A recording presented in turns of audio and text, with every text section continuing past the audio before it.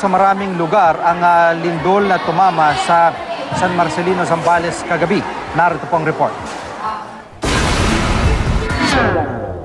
Nabulabog ang papayapasan ng gabi ng maraming guests sa isang hotel sa Maynila matapos maramdaman ang pagtama ng magnitude 5.4 na lindol pasado alas 10 kagabi.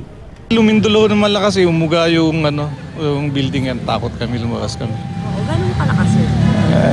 Malakas kasi pati yung mga kotse namin nag-ugaan eh. Kabilang sa mga lumikas ang maraming persons with disability mula sa National Anti-Poverty Commission na nataon naka-check-in sa hotel.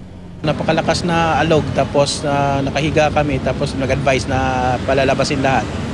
Kaya yun, lumalabas po kami. Sa third floor po kami tapos inuna po kami para if ever merong merong mangyari. Sa kalapit na gusali sa Rojas Boulevard, inabutan din ng GMA News na naglalabasan ng mga empleyado.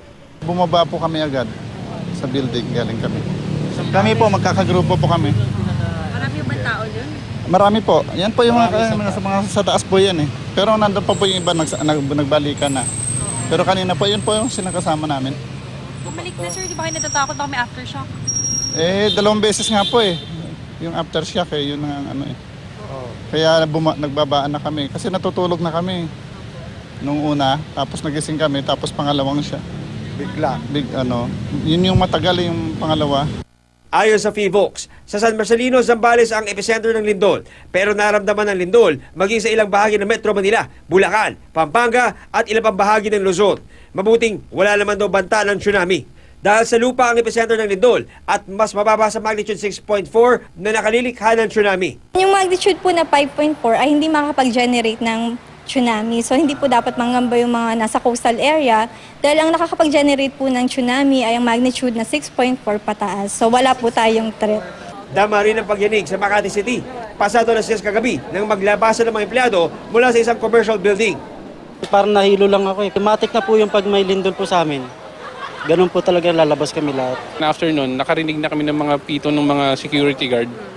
Nag-rush na kami palabas. Nang matiyak namang walang pinsalang tinamo ang kanilang gusali, pinapasok din ng mga empleyado kalaunan. Sa kuha naman ng CCTV sa Barangay 34 Zone 3 sa Pasay, makikita mga kawad ng kuryente na tila niyuyugyug. Napalabas din ng bahay ang mga residente.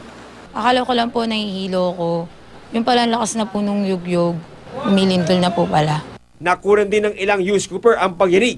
Sa kuwang ito ni News Cooper Jervic Tolentino, makikitang naglabasan ng mga tao mula sa isang kapihan sa Maynila. Sa bahagi naman ng Gastambide, napalabas din ng mga residente. Sa mga litratong kuha ni News Cooper Roger Villegas, makikita naglabasan ng gusali ang ilang guro sa Cabanatuan City sa Nueva Ecija.